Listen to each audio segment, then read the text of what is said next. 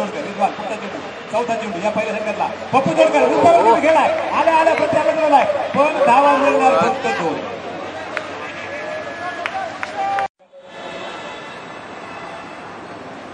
पप्पू तोडकर यावेळी चेंडू फिरकावला इजाजपूरच्या बरोबर आहे चेंडू अडवलाय का नक्कीच अडवला.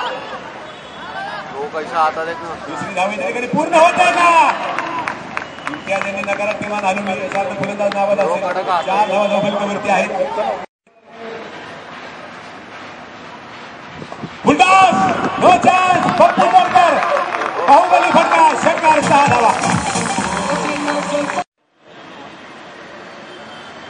पप्पू तोडकर नो चान्स जबरदस्त बाहुबली फटका षटकार.